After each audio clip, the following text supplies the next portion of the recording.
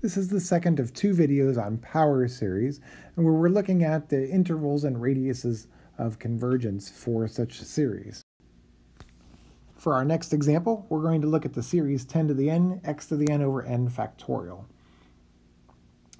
First of all, let's identify what the center is, because I am not subtracting anything from x before I raise it to the nth power.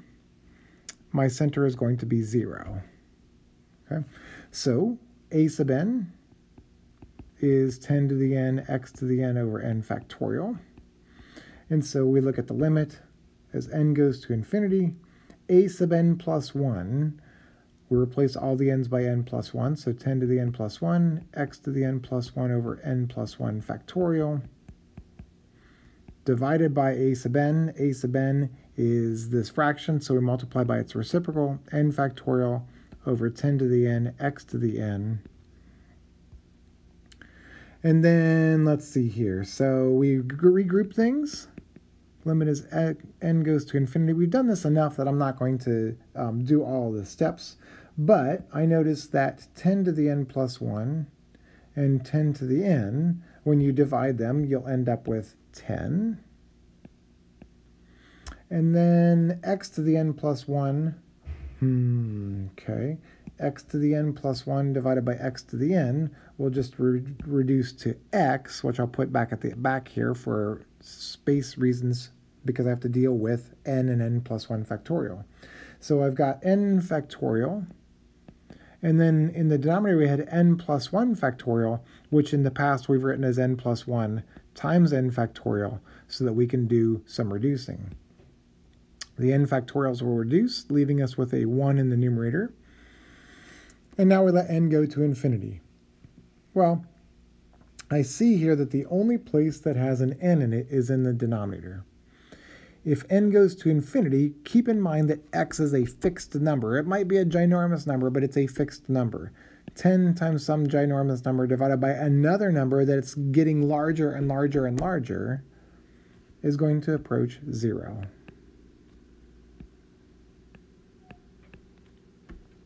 Okay, again, why does this approach 0? Because in the numerator, we essentially have 10 and absolute value of x. In the denominator, we have n plus 1. That n plus 1 is going to get larger and larger and larger while the numerator stays fixed, which will make the whole thing approach 0. We just did a ratio test. My limit was less than 1, so the series converges. That's not quite telling the whole story. The series converges regardless of what the value of x is. Okay, so that means that even though my center was 0, it will converge as far to the right and as far to the left as I want. So my radius of convergence is infinite. And since I can converge all the way to the left and all the way to the right, my interval of convergence is going to be from negative infinity to infinity. Okay, now once again, we have this sort of backwards thinking. My limit was equal to 0, yet my radius is infinite. Okay, again, why is that? Because when the limit is 0, the limit is always less than 1. When the limit is less than 1, the ratio test says the series converges. So it's going to always converge, which means it converges from 0 as far out as I want, an infinite radius of convergence. Okay, our next example. We have another a sub n that is not a fraction, so we'll go ahead and start off our limit. The limit as n goes to infinity. Absolute value of a sub n plus 1. All my n's become n plus 1. So n plus 1, 6 to the n becomes 6 to the n plus 1, and x plus 7 to the n becomes x plus 7 to the n plus 1. In the denominator, we have exactly what's written here. N, 6 to the n, x plus 7 to the nth. Okay, I'm going to pause for a moment because as I was writing that out, I realized that the center is not 0 like we typically see. Because of the x plus 7, my center is negative 7. Now, I'll give 2 reasons for that. One is because we want to write it as x minus a, A is our center, x plus 7 is the same as x minus negative 7. So that means that my center is negative 7. The other way you can do that, as I mentioned in a slide on the first part of the video, you can set this equal to 0 and solve for x, and you get the same center as well. So our center is negative 7. All right, so let's start evaluating this limit. We can simplify. This is the limit as n goes to infinity. N plus 1 over n I'll just leave as n plus 1 over n. 6 to the n plus 1 divided by 6 to the n will be 6. It reduces to 6. And the the x plus 7 to the n plus 1 over x plus 7 to the n reduces to x plus 7 to the first. We don't really need the first power, but that's what we get. We let n approach infinity. The only place where I see an n is out here in front. As n approaches infinity, that's going to approach 1. And then the 6 stays 6, and we have the absolute value of x plus 7. Okay, so once again, ratio test. Ratio test, we compare it to 1. We want this to be less than 1 in order to converge. I'm going to divide by 6, so we get the absolute value of x plus 7. That will be less than 1/6. Because I have the absolute value of x minus my center is less than 1/6, that means my radius is this 1/6 value. It's not pretty. Okay, the radius is 1/6, which means that if I'm at negative 7 and I travel 1/6 of a unit to the right and 1/6 of a unit to the left, I will still have convergence. Now, negative 7 is negative 42/6. So if I add 1/6, I'm at negative 41/6. If I subtract 1/6, I'm at negative 43/6. So to determine the interval of convergence, we need to substitute negative 43/6 and negative 41/6 in for x and see what happens. Now keep in mind, in the first video I mentioned that when we substitute our value of x, we often will eliminate geometric sequences. So what do I mean by that? In here, I have an n, a 6 to the n in this business. 6 to the n is geometric. When I substitute these numbers in, the endpoints, I expect that 6 to the n will combine nicely with whatever this expression is. When x equals negative 43/6, just as frightening, we'll end up with the sum n equals 1 to infinity of n times 6 to the n. I'm watching you, 6 to the n. X is negative 43/6. We're going to add that to 7, which is 42/6, really, if you want to look at it that way, raised to the nth power. Now watch what happens here. This ends up being the sum n equals 1 to infinity of n times 6 to the n. We end up with negative 1/6 raised to the nth power. Okay, the 6 to the n and the negative 1/6 to the nth, those two will combine. We can write them as n times 6 times negative 1/6 to the nth, which becomes n times negative 1 to the nth. Okay, now I have a really bad feeling about this because the terms do not go to 0. N does not approach 0, and when you throw the negative 1 to the nth, it still doesn't help. So this diverges by the divergence test. We're going to see something similar when x is equal to negative 41/6. In this case, we have the sum from 1 to infinity, n times 6 to the n, negative 41/6 plus 42/6 to the nth. This is 1/6 to the nth. When you combine the 6 to the n with the 1/6 to the nth, we end up with just 1 to the nth. So we have the sum of n going from 1 to infinity. Again, n does not approach 0, so this also diverges by the divergence test. And so our interval of convergence will not contain those endpoints. It's just going to be from negative 43/6 to negative 41/6.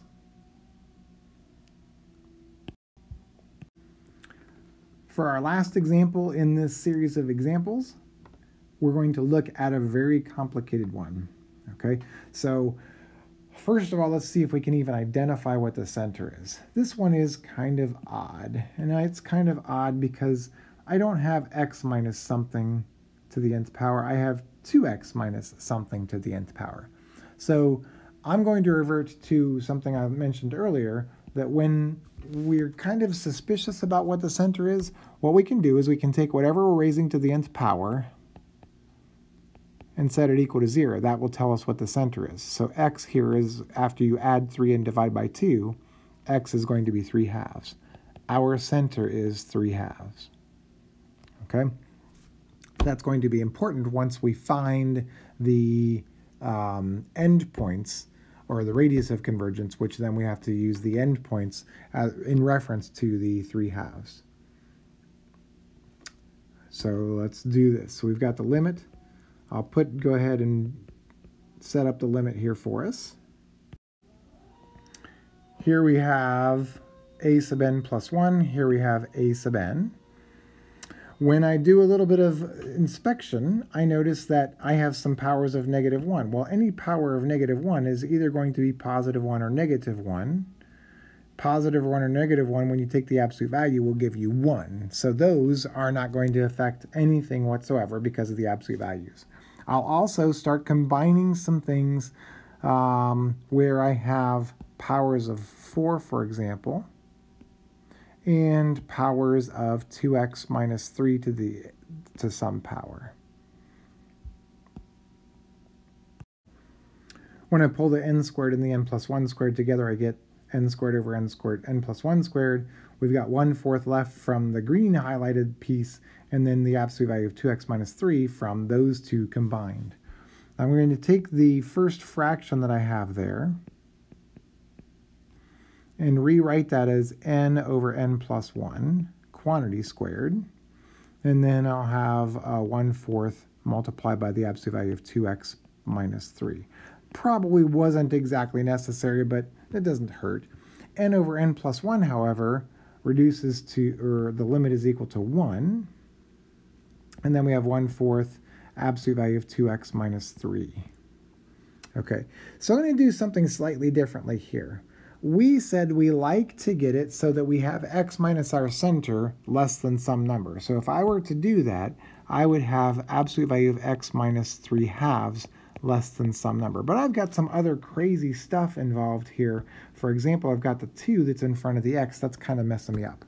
So I'm going to set up the inequality like I've done before. And I'm going to do a little bit of inequality work. If I multiply both sides by 4, I end up with the absolute value of 2x minus 3 is less than 4. And now I'm going to call my students, my friends who are in pre-calculus, and ask them to help me out. Solving absolute value inequalities, you need to keep in mind that the absolute value function is a measurement of how far we are from 0. So this is saying 2x minus 3 can be at most 4 units from 0. So if I start at 0 and I move 4 units, if I move 4 units to the right, I could be all the way to the right at x equals 4, or at 4. If I start at 0 and move 4 units to the left, I might be at -4. If you add 3 to both sides, you end up with, or all 3 sides, you end up with -1 is less than 2x, which is less than 7, and divide by 2, we get -1/2 is less than x, which is less than 7/2. So here's the funny thing. I didn't actually get my radius. I got my interval of convergence, maybe not including the endpoints. We'll have to deal with the endpoints in a moment. But I got the interval of convergence. Now let's think about the number line and where all of this stuff sits. Here's the number line with our 3 important points. The 2 end points of my interval and my center. They're all labeled here. And notice that the end points are the same distance from the center.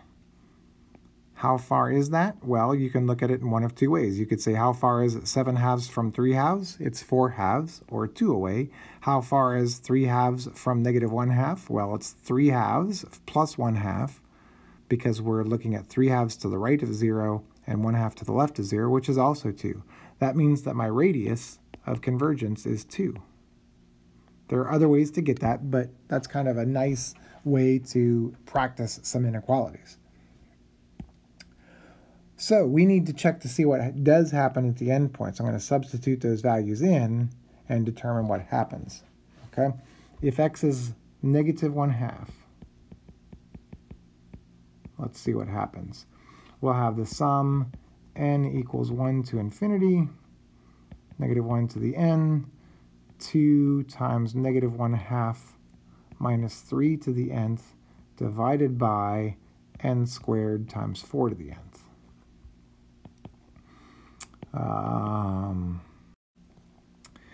The 2 times -1/2 becomes -1. -1 minus 3 is going to give us -4. And let's put all of those things, let's see, we're going to have a -4 to the nth there. Let's put all of the things that are raised to the nth power together. When we do that, we end up with -1 from there, -4 from here, and then in the denominator we have a 4. So those 3 things together will give us really 1 to the nth, which is just 1. So here we have the sum of 1 over n squared, which converges by the p-series test with p equal to 2. And since 2 is greater than 1, we know it converges. Let's do the same thing for x equals 3 halves, or 7 halves, I'm sorry. We'll set it up, and we end up with -1 times 2 times 7 halves minus 3 to the nth divided by n squared times 4 to the nth. Let's simplify this. When we do that, we end up seeing that the 2 times 7 halves minus 3 becomes 4, so that's 4 to the nth. We have a matching 4 to the nth in the denominator. Those reduce.